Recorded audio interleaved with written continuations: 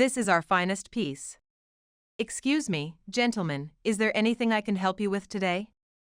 Emily asked, her eyes lighting up at the potential customers who had just entered the high-end watch boutique.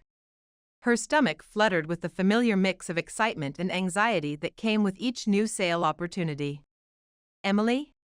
Emily Anderson.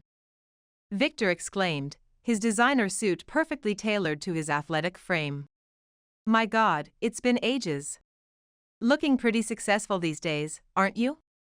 Well, I've managed to climb a few rungs since high school, Emily replied, feeling oddly self-conscious under his appraising gaze. The weight of his attention made her pulse quicken slightly. A few rungs? I see that gorgeous watch you're wearing, Victor remarked, eyeing the timepiece on her wrist that she'd saved months to afford. I brought you lunch, Mark said, entering the conversation as he handed Emily a paper bag, his presence instantly grounding her. Thank you so much, Emily said with genuine appreciation, her shoulders relaxing slightly. Remember Victor? He was voted most likely to succeed while we were in the debate club, Mark reminded Emily, his tone carrying a hint of caution.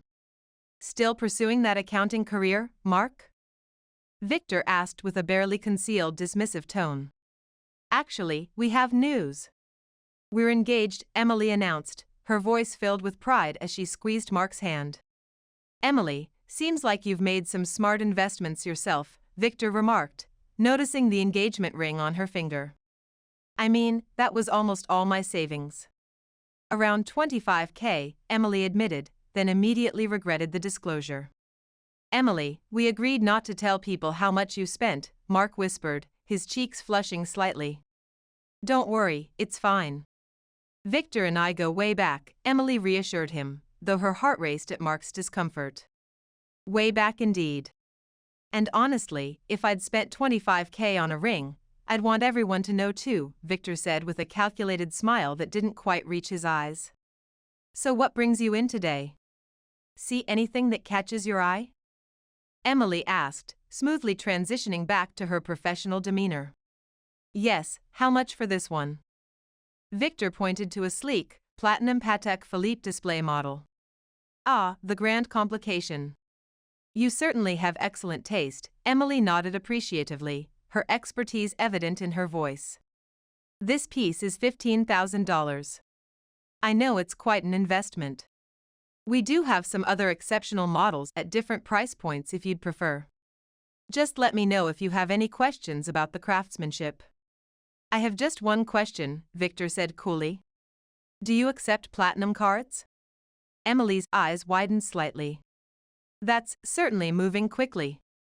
This exceeds our standard payment limit, but let me see what I can do. Perhaps I can make an exception for an old classmate. Make it happen, Emily. We go way back, remember? Victor pressed, his voice smooth but insistent. Yes, way back. Emily trailed off, a knot forming in her stomach as memories of high school insecurities came flooding back. Emily, whatever you do, please promise me you're not going to reconnect with him, Mark whispered urgently as they moved to a quiet corner of the store. His eyes reflected genuine concern, making Emily's chest tighten. Why not? Do you realize how big this commission will be? Emily replied, her face flushed with excitement. And what if he becomes a regular client? This could be huge for my career. Remember his nickname in high school? Victor the Snake. Doesn't he still owe you money from that class trip fundraiser? Mark reminded her, his analytical mind clearly recalling what Emily had tried to forget. It was $300, but that was literally a decade ago, Emily dismissed with a wave of her hand. Look at him now. He's obviously turned things around. There's a reason why people say when someone shows you their true colors, believe them the first time, Mark warned, his fingers gently squeezing her arm. The only color I see is platinum, Emily replied, her eyes darting back to where Victor stood examining another display case. Her heartbeat quickened at the potential sale. Mark, please, it's fine. Don't worry so much, Emily soothed, placing a hand on his chest. Besides, this time he's the one paying me. Emily approached her boss nervously. Daniel, would it be all right if I process a $15,000 charge? He wants the Patek Philippe grant complication. Emily, you know our policy. Anything over $2,500 requires a wire transfer or cash payment, Daniel replied firmly, his years of experience evident in his cautious tone. Unless you're personally vouching for this customer? Yes, I am. I'll vouch for him. We went to high school together, Emily assured him, her stomach churning slightly. And if it makes any difference, he's using a platinum card. All right, but if there's any problem, it falls on your shoulders. I'll have Sophia wrap it for the customer, Daniel conceded with a nod. It's our biggest sale of the month, so well done. Thank you, Emily said, relief washing over her face. Victor approached Emily again, his expensive cologne announcing his presence before he spoke. Hey Emily, I just realized there's no way this will fit in the Lamborghini with all our shopping bags. Could you possibly deliver it to my place later today? Oh. Sure, I can make that work, Emily agreed, eager to please despite the inconvenience. Just text me the address. Perfect. I'll send it over right away, Victor said smoothly. Great, I'll bring it by this evening, Emily promised, already mentally rearranging her plans with Mark. Thanks. Thank God. He's so. Victor trailed off with a glance toward Mark, leaving Emily feeling oddly divided between her fiancé and her former classmate. Oh, one moment, Victor called out as Emily approached his door, her heart beating a little faster. Olivia, can you? Come on in, Emily. Hey there. Make yourself completely at home, Victor welcomed her with practiced charm, the door opening to reveal a stunning waterfront condo. Mi casa es tu casa. And thank you for delivering this personally. It means a lot. You can set it right there on that console table. Perfect, Emily placed the package down carefully, her eyes widening as she took in the space. This place is absolutely incredible, Emily remarked, trying not to stare openly at the floor-to-ceiling windows overlooking the bay. It's exactly what I've dreamed about having someday. The art collection is amazing too. These must be worth a fortune, Emily added, recognizing several pieces that she'd only seen in magazines. You have impeccable taste. Thank you. I truly appreciate that coming from someone who understands quality, Victor acknowledged with a slight bow of his head. Olivia, darling, would you mind giving us some privacy? Victor called to a stunning woman Emily didn't recognize from the store earlier. Wait, wasn't there another woman with you at the store? Emily asked, confusion crossing her face. Well, you don't wear the same watch every day, do you? Victor replied with a wink that made Emily's skin crawl despite herself. Listen, before we get comfortable, I wanted to address something important, Victor said, his tone suddenly becoming serious. I believe I borrowed $300 from you during that senior class fundraiser, and I never made good on that debt. Don't worry about it. That was ages ago, Emily assured him, though the memory of feeling betrayed back then flickered briefly. Really, it's fine, Emily continued, waving her hand dismissively. It's been so long, and your purchase today more than makes up for it. I take my financial obligations very seriously, Victor insisted, pulling out a sleek money clip. Here's $500. You deserve interest for your patience. Please, take it. If you insist, Emily finally accepted, a strange mixture of vindication and discomfort washing over her. Thank you. Marcel, will we be dining for two this evening?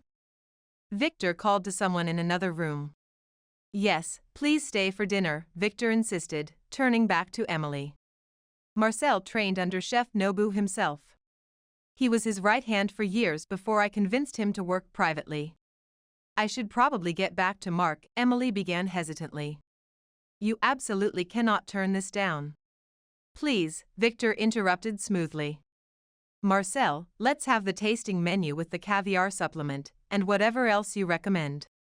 And bring us that bottle of Dom Perignon I've been saving. We're celebrating a reunion of old friends. This is quite the impressive setup, Victor assured Emily, gesturing toward the dining table being prepared. Are you sure this isn't too much? Emily asked, feeling both thrilled and overwhelmed by the luxury surrounding her. Of course not. Everything's on me. Please, sit, Victor insisted with a confident smile. This is incredible, Emily said, taking a seat at the elegantly set table. Seeing how you live, this is exactly what I always imagined Mark and I might have someday, Emily admitted, a hint of longing in her voice as she ran her fingers along the polished surface. If you don't mind my asking, what exactly do you do? Emily inquired, curiosity getting the better of her. I'm diversified, Victor explained with practiced ease. But primarily, I run my own affiliate marketing firm, Reeves Ventures. Essentially, I drive traffic to major platforms like Netflix and Amazon, and when my referrals make purchases, I receive a percentage. The digital economy is where the real money is nowadays. I'm not sure I completely understand the model, but whatever you're doing is clearly working, Emily remarked, impressed despite her initial skepticism. Check this out, Victor said, casually sliding his phone across the table to Emily. Is that $4 million? Emily asked, her voice barely above a whisper as she stared at the banking app. $4 million, and that's just one of my accounts, Victor confirmed with a practiced nonchalance. But there's more to life than just accumulating wealth, you know. Like what? Emily asked, suddenly feeling the weight of her modest salary. Helping others succeed, especially women in business, Victor explained, his voice full of conviction. All these people are investors in my ventures, and I'm committed to their success too. Look here, that's Jasmine with her new Tesla, and here's Eva with her beachfront property. That's Jamie who just launched her own fashion line. They're all making 6 figures doing practically nothing. 6 figures annually for doing almost nothing? That's unbelievable, Emily exclaimed, her professional skepticism temporarily overwhelmed. Not annually, monthly, Victor corrected her with a satisfied smile. Wait, you're telling me women my age are making over $100,000 every month? Emily asked, her mind racing with possibilities. Absolutely, Victor confirmed, holding her gaze with unwavering confidence. I want in. What do I need to do? Emily asked eagerly, leaning forward in her chair. Well, I have a few questions first, Victor began, his tone shifting slightly. Are you an accredited investor? That means you either earn over $200K annually or have a net worth exceeding $1 million. No, not even close, Emily admitted, her excitement deflating visibly. Look, you're special to me, okay? Victor reassured her, reaching across to touch her hand briefly. I'll think about making an exception. But for tonight, let's just enjoy this amazing food and table the business discussion until later, shall we? Yes, of course. Thank you, Emily agreed, trying to hide her disappointment. To reconnecting, Victor proposed, raising his champagne flute. To reconnecting, Emily echoed, clinking her glass against his while trying to ignore the nagging voice in her head that sounded suspiciously like Mark. You should have seen his place. It's exactly like that dream condo we always talked about, Emily told Mark excitedly, her eyes still bright from the experience. Her hands gesticulated wildly as she paced around their modest living room. Ma'am. Could you maybe stop obsessing over Victor and help me with these spreadsheets? Mark suggested, barely looking up from his laptop, tension evident in his shoulders. Sounds like you've developed quite the crush on him, he added with a pointed look. What? Don't be ridiculous. I'm not crushing on him, Emily defended herself, cheeks flushing. I'm just impressed that he has a personal chef, original artwork worth thousands, and we drank champagne that costs more than our monthly car payment. Emily, I looked into his social media accounts, Mark interrupted, holding up his phone with a serious expression. You need to see this. What am I looking at? She asked, reluctantly taking the phone. It's all so flashy, Mark continued as Emily scrolled through the feed. Exotic cars, designer shopping hauls, different women in every photo. Nobody with legitimate wealth displays it this ostentatiously. My firm's wealthiest clients are typically the most discreet. If I were that successful, I might want to celebrate it publicly too, Emily argued, though doubt flickered across her face. No, you wouldn't, Mark countered with absolute certainty. I wouldn't let you, he added with a small smile that finally broke the tension. Victor, hi. Emily answered her phone, her heart rate instantly accelerating. Listen, I've decided to make an exception for you. I'm going to let you invest with my private group, Victor announced, his voice dripping with exclusivity. Mark, does this blazer work for my presentation tomorrow? Mark asked, holding up a navy jacket while Emily was on the phone. Yes, that one, definitely, Emily replied distractedly, turning away from Mark's questioning look. This is incredible news, Emily said to Victor, lowering her voice. Just out of curiosity, what kind of returns are we talking about? For most of my investors, I double their money in around 3 months. But since we go way back and I'm particularly interested in supporting women in finance, I'll double yours in just 1 month, Victor explained smoothly. Wait, seriously? Double my investment in 4 weeks? Emily asked, disbelief and excitement battling in her voice. Absolutely, Victor confirmed with unwavering confidence. Give me just a moment, Emily said, placing her hand over the phone and turning to Mark. What are you thinking? This sounds completely suspicious, Mark whispered urgently, his financial advisor instincts clearly triggered. Mark, we could pay off our credit card debt immediately, Emily argued, her voice low but intense. Think about how much closer we'd be to our down payment. I really don't like this, Emily, Mark insisted, his brow furrowed with concern. Remember the golden rule of investing: if something sounds too good to be true, it almost certainly is. I won't use any of our joint savings, Emily promised, squeezing his arm. Just let me try with my personal funds, and I promise I won't invest more than I can afford to lose. Please trust me on this. Sorry about that, Emily said, returning to her call with Victor. I'd like to start with $10,000. Is that enough? That's perfect, Victor agreed with audible satisfaction.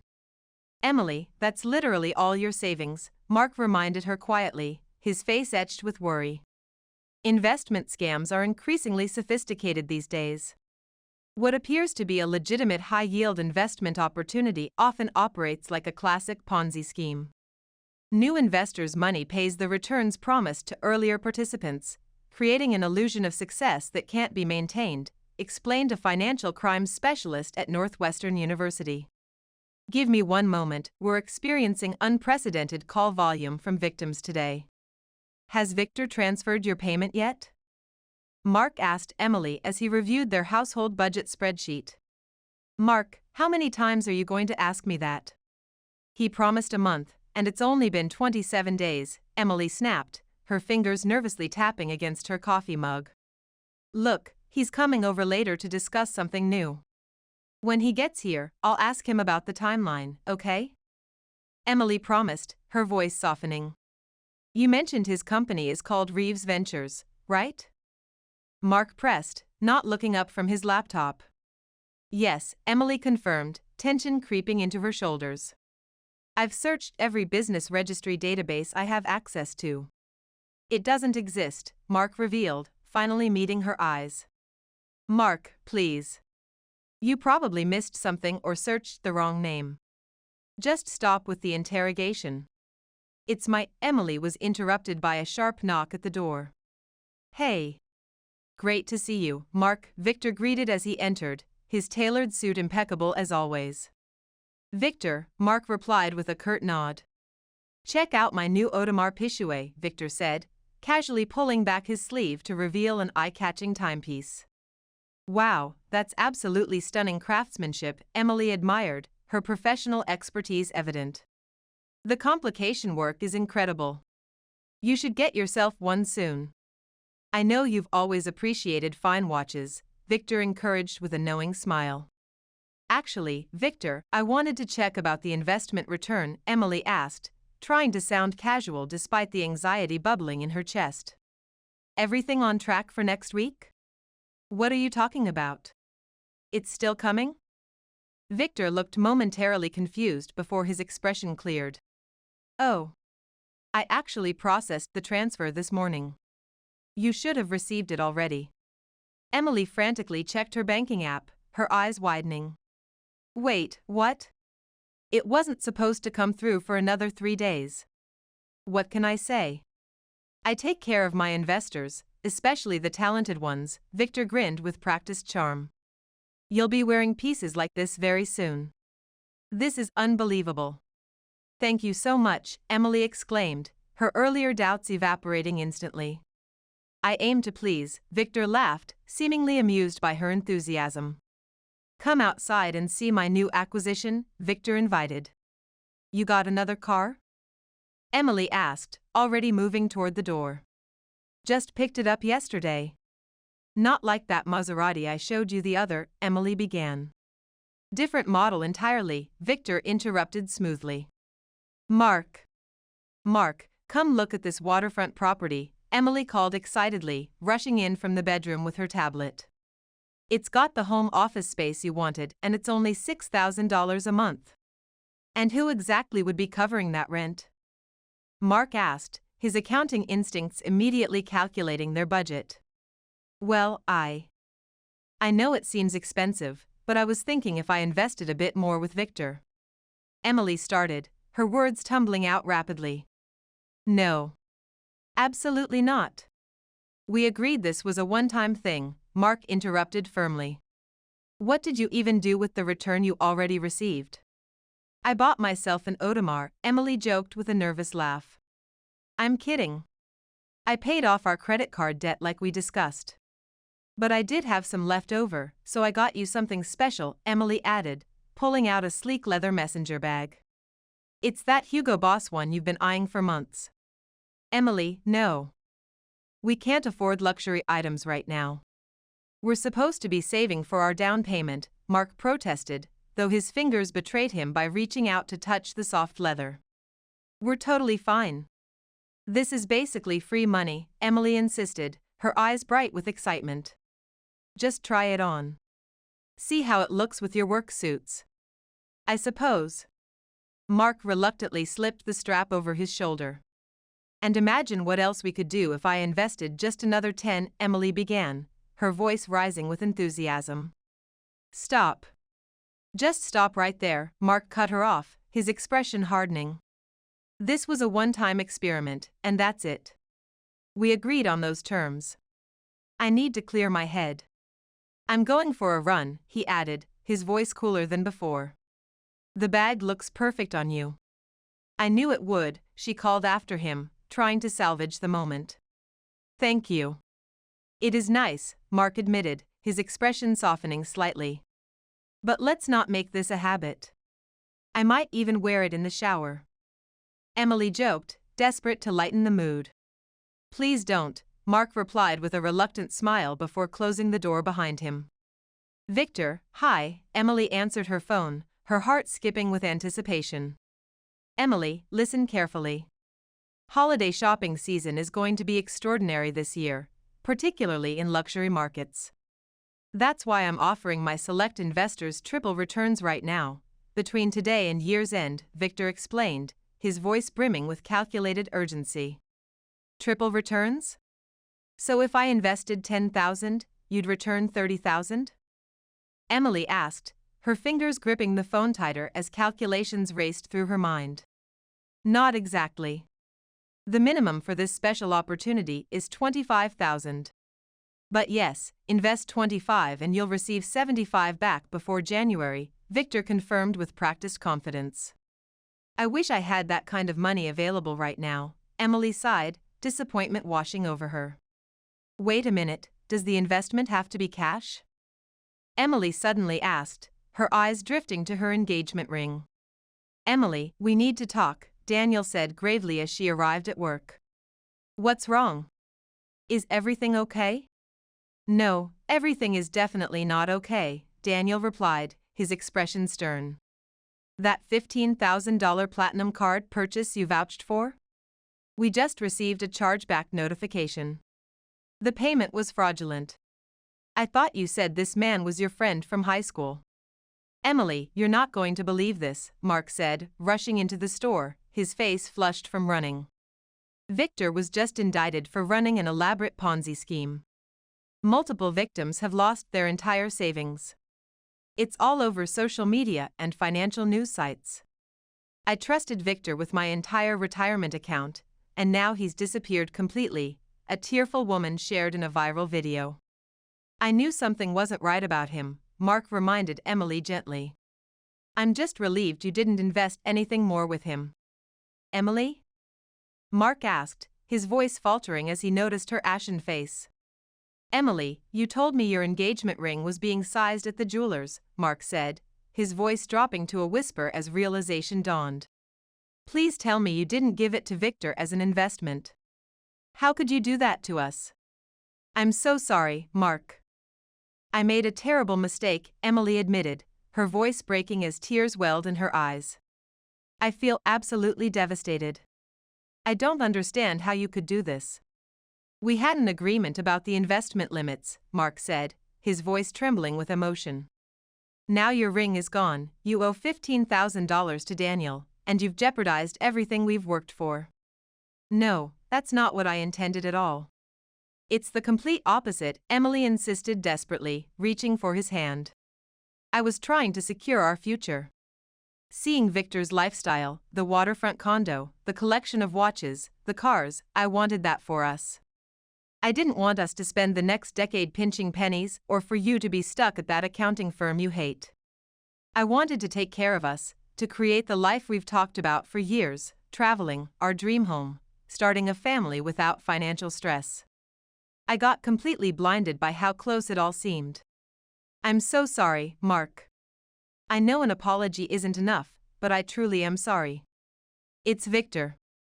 That's strange, he usually FaceTimes, Emily noted as her phone lit up with his name, a knot forming in her stomach. Victor, what's going on?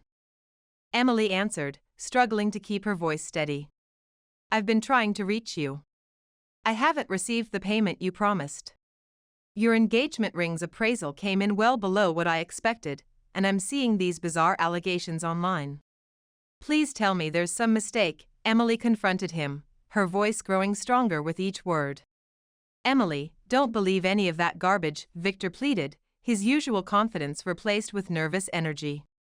The SEC is targeting me because they're jealous of my success and my influence on women in finance. They've frozen all my accounts without cause, which is why some payments are delayed. It's just a temporary situation. I'm sorry about your legal troubles, but I need my ring back and the money you promised, Emily insisted, her knuckles white as she gripped the phone. You're not understanding the situation, Victor argued, his voice taking on a desperate edge. Oh, I understand perfectly, Emily replied coldly. Look, I'll get everything to you soon. I just need a little more time, and to make it up to you, instead of the $75,000, I'll give you $100,000 plus $15,000 for the watch. You'll come out even better. I just need one small favor first, Victor continued, lowering his voice. I need to surrender to authorities, and I'll need funds for bail. If you could just wire me another $25,000 for a few days, I swear I'll return it with everything else. You'd literally be saving my life right now, Emily. I can give you, Emily started, then stopped herself abruptly as clarity washed over her. You've been manipulating me from the beginning, and look where that's gotten us, Emily said, her voice transforming into something steely and unfamiliar even to herself. Now I'm taking control of this situation. You're going to do exactly as I tell you, understood? Yeah, Victor agreed, the bravado finally draining from his voice. The authorities are harassing me for no reason. It's ridiculous, Victor complained as Emily arrived at his condo. I've told them repeatedly that I'm innocent. They simply won't listen. You believe me, don't you? Of course I believe you. That's exactly why I'm here to help, Emily assured him, her face a careful mask of sympathy while her mind raced with her planned strategy. I knew I could count on you. You're different from the others, Victor said, visible relief washing over his features. So, do you have the money with you? Victor asked eagerly, his eyes darting to her purse. I don't have cash with me, but I have something better, Emily explained calmly. I'm going to help you liquidate your art collection. Sell my artwork?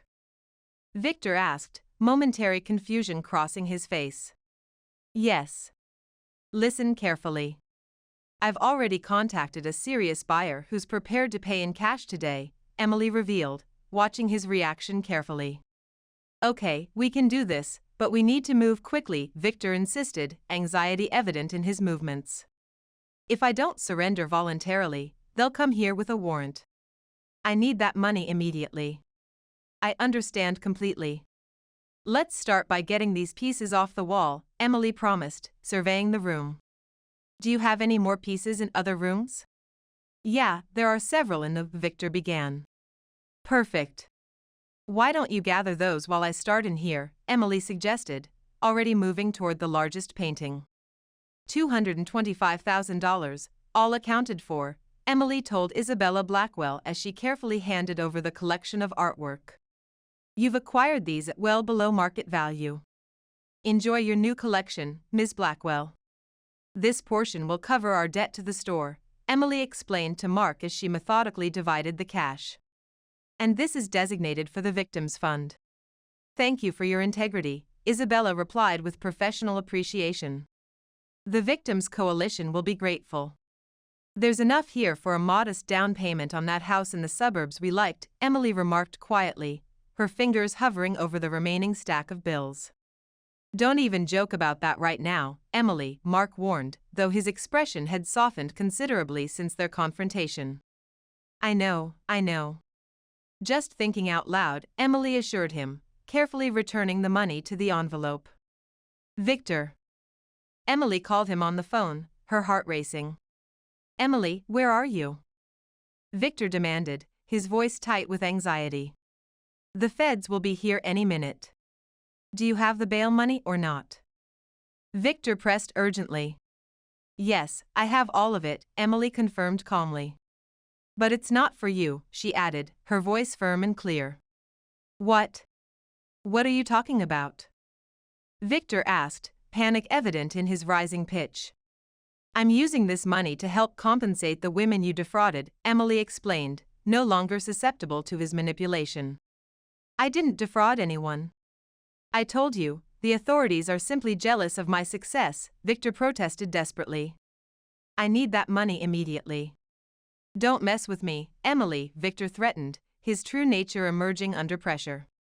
You know what they called you in high school? Victor the Snake. I should have remembered that when people show their true colors, you need to believe them the first time, Emily said resolutely. What are you? Victor began just as federal agents entered his condo. Hey. Hold on. You can't just come in here without warning. Victor protested as the agents surrounded him. Emily, you set me up? After everything I was going to do for you? Victor called out in disbelief as realization dawned on him. You'll be hearing from my attorneys. This is completely illegal. You don't have proper authorization to enter my property like this. Victor continued to protest as the agents led him away in handcuffs. Thank you so much for choosing us, Emily told a customer as she carefully wrapped their purchase. I just sold another Grand Seiko. Sophia announced from across the showroom. Business has been remarkably good lately, Emily remarked with quiet satisfaction. Being featured in that Financial Times article about helping fraud victims probably didn't hurt, Mark pointed out as he dropped by the store. What's this? I already grabbed lunch for us, Emily said as Mark handed her a small package. It's not lunch, Mark explained with a gentle smile. This is from the Victims Coalition. They bought it at Victor's asset liquidation auction, Mark revealed. I can't believe they did this. Wait a second, Emily paused, examining the contents, a vintage Patek Philippe watch from Victor's collection. We should actually sell this, Emily suggested thoughtfully. I'd prefer to use the proceeds toward our down payment fund for a home we can truly afford. That woman over there, Olivia, says she knows you from high school, Sophia mentioned quietly to Emily. Isn't that the same Olivia who convinced you to invest in that fake cryptocurrency senior year? Mark asked with immediate concern. Absolutely not. No way. I'm not even going to. Emily immediately stepped back, the hard-earned wisdom clear in her eyes as she turned away from her past mistakes.